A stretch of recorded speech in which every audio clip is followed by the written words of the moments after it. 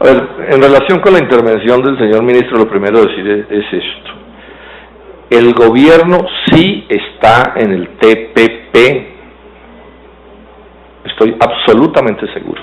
Absolutamente seguro. Puede que el ministro, bueno, me parece increíble que no lo sepa, pero que está, no voy a repetir todos los argumentos que di en la plenaria del Senado el martes, pero hay todas las pruebas del mundo que dice que el presidente Santos nos lleva para el TPP, porque si hay alguien partidario del libre comercio en Colombia es él, que fue ministro de César Gaviria, fue el ministro de Comercio que tramitó un acuerdo comercial con México que nos ha costado sangre y nos han vuelto cisco, un desbalance de balanza comercial de más de 5.000 millones de dólares.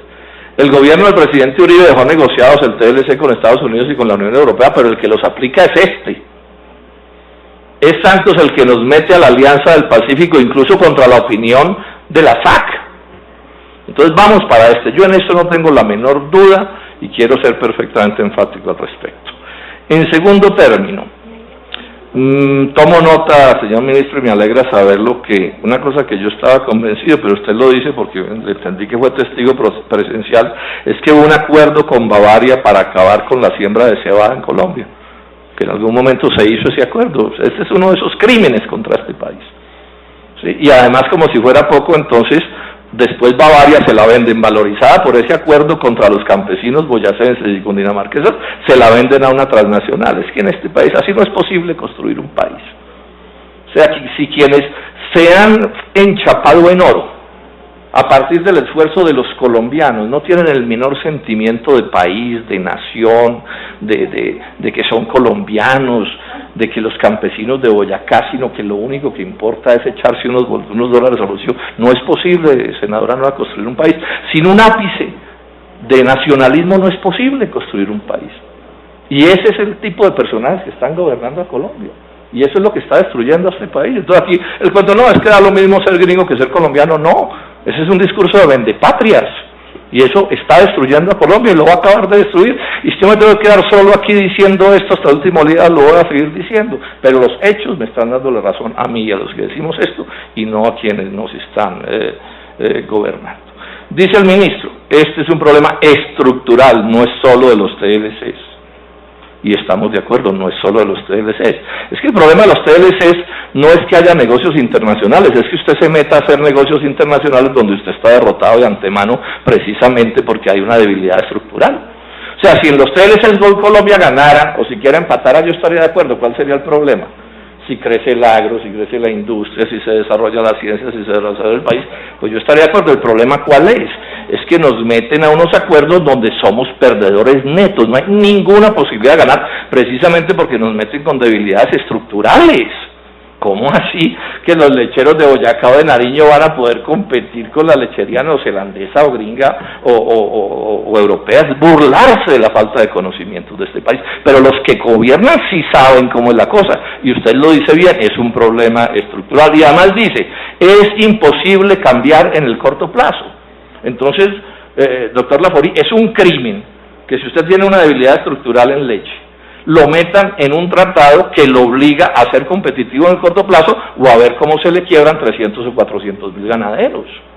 Esa es la discusión, esa es la discusión. O sea, ¿cuál es mi problema? Que yo estudio estas cosas y bueno, hablo con franqueza y digo las cosas como son. Esa es la triste realidad de esto. O sea, nos llevan para una matanza, una masacre de ganaderos de la leche. Es así de simple. Lo han dicho las agremiaciones y lo ha dicho todo el mundo. ¿Dónde empieza el debate con el ministro Iragorri?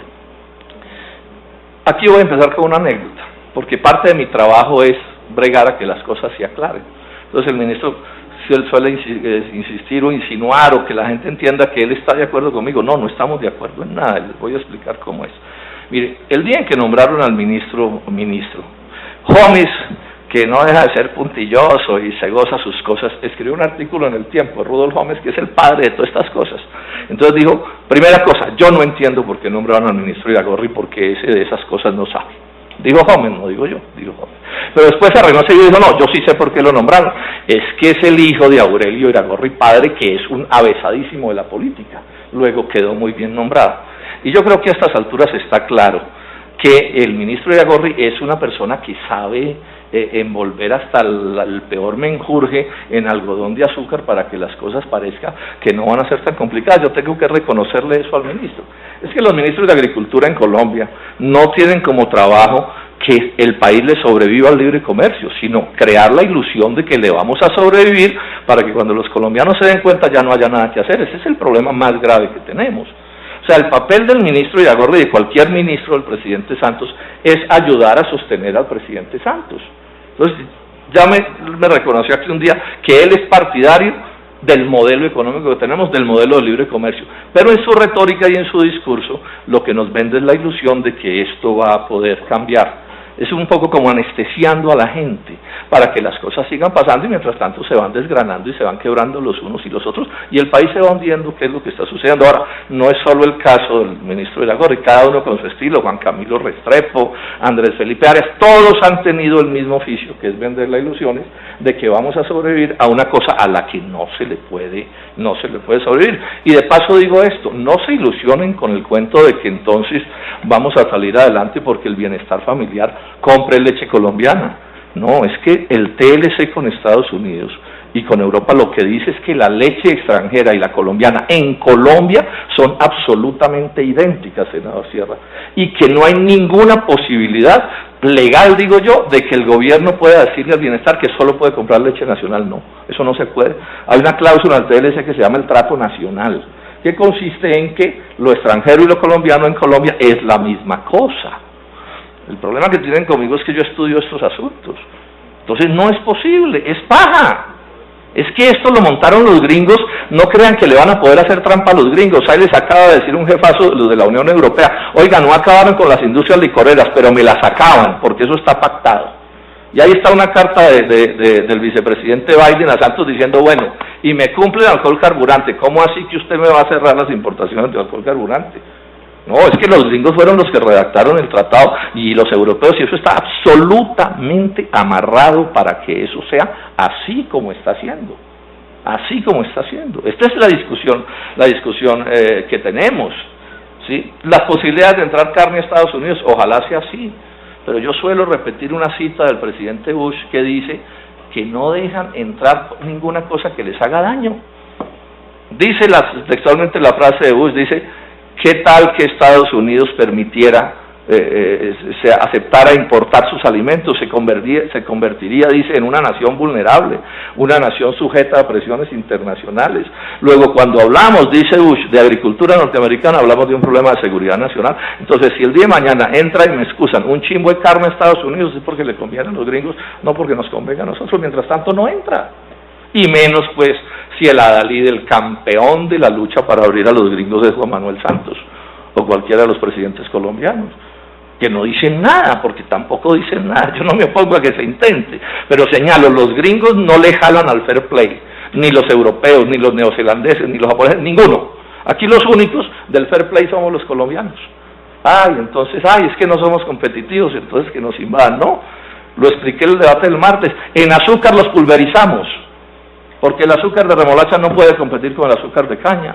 Y sin embargo, entonces, ¿qué hicieron los gringos y los europeos? Pues no entran, y punto. ¿Por qué? Porque somos europeos y defendemos nuestra producción, y se acabó el cuento. Entonces, aquí el problema al final, ¿cuál es? No nos metamos más cuentos.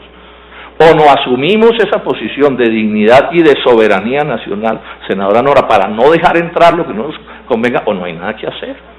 Es que la soberanía nacional, la política, es el principal instrumento de la construcción económica en la historia de la humanidad. ¿Qué fue lo que hizo Simón Bolívar con los españoles? Fue decirles, ¿sabe qué? Nos vamos a relacionar con el mundo, pero no a través de las conveniencias de la corona española. Y podemos ser pobres y lo que seamos, pero somos colombianos y aquí se hace lo que nosotros digamos. Esa es la construcción económica. Eso es lo que ha hecho grandes a los países. Porque si usted se mete en el cuento de que aquí esto es la entelequia de la competitividad y pone un muchacho de 8 años a competir con un jayán de 22, ¿qué? Y eso es lo que nos está pasando. Entonces, realmente la retórica del ministro de Agricultura, y me excusan, pero quiero ser muy franco, a lo que apunta es a que los lecheros colombianos se adormezcan para que esta cosa siga avanzando. Ya lo ha dicho aquí el presidente de FEGA, en 10 años hay libre acceso de todo este país. Pero de todo es de todo, y no va a dar un brinco la economía colombiana la que haya podido sobrevivir esa fecha, doctor Iragorri, usted lo sabe que es así. Y eso no depende de un Ministerio de Agricultura, sea que lo quiera o no lo quiera hacer, esta es la realidad. Y este es un debate que los colombianos deberíamos dar. Yo no me opongo, y el Polo no se opone a que Colombia se relacione con el mundo, pero sí nos tienen que permitir que esa relación con el mundo no nos vuelva un estado vasallo, no nos destruya el agro, no nos destruya la industria, no nos desnacionalice la economía. ¿Qué es lo que va a terminar pasando en Colombia? Si esto sigue así, a la postre, ¿qué va a haber? Una élite de intermediarios de los intereses extranjeros viviendo como príncipes en Colombia. Y un país de parias, al que lo van a controlar de una parte con demagogia y con mermelada y con baratías, y el resto lo van a controlar con represión y a bala, porque no tienen otra manera de hacerlo. Colombia se está volviendo un país inviable, y estoy hablando en el capitalismo, esto tampoco es una discusión como piensan los de semana con el socialismo, no, carajadas, estamos hablando del capitalismo. Estamos en manos de una élite que es incapaz de construir el capitalismo, y no lo puede construir porque no hace lo que hicieron los países que construyeron sus capitalismos. ¿Cuándo habló Estados Unidos de libre comercio? Siglos después de ni siquiera permitir el uso de la palabra. ¿Cuándo hablaron los europeos de libre comercio? Siglos después de no permitir ni el uso de la palabra. Bueno, miren hacia Grecia. Colombia va por el camino de Grecia, pero peor. Peor porque tenemos unas condiciones mucho más complicadas que las de los griegos. Entonces, bueno, el ministro seguirá cumpliendo con su función. Si no la cumple, lo echan del cargo. Pero yo seguiré cumpliendo con la mía, ¿cierto? Y sigo insistiendo en que llevan a este país para el matadero, no, lo llevan, no, estamos en el matadero. Aquí lo que pasa es que hay un orden, quién se quiebra hoy, quién se quiebra mañana, quién se quiebra mañana. Y la quiebra, así también paulatina, tiene que ver con que el país no se rebele contra eso. Porque si Gaviria se hubiera atrevido a meter todo el libre comercio de un solo tiro, se cae el gobierno. Y aquí te hago una invitación muy cordial a los empresarios particularmente, si no asumen su deber político de luchar de verdad por el progreso de Colombia, de ponerse los pantalones y decir, aquí los colombianos tenemos derecho a opinar sobre la suerte de este país, y se le digo a mis colegas de todos los partidos, aquí no va a haber futuro. Nadie puede construir un país si su clase dirigente no se amarra los pantalones y se decide a construir un país. Vamos a construir un país sobre la base de ser unos yes-sir de los gringos, lo que digan los gringos es lo que está bien. Esa es nuestra tragedia, y es lo que se queda evidente en este debate. ¿Quién aquí pudo decir que se podía competir? Nadie. Nadie. El presidente de FEGAN no lo puede decir, no lo puede decir el ministro, no lo puede decir nadie. Pero sin embargo, vamos para allá. Y nos tienen montado el mampuesto del TPP, que nos va a meter de una vez contra australianos, neozelandeses, vietnamitas, tailandeses, indonesios, malayos, más los gringos y los japoneses y los coreanos y los canadienses y todo el mundo, por favor. Este es un problema de la política. Me excusa, señora presidenta, que ¿cómo se dice? Me ponga un poco eufórico, pero es que realmente estas cosas tienen que dolerle a uno cuando se ven de esta manera. Muchas gracias.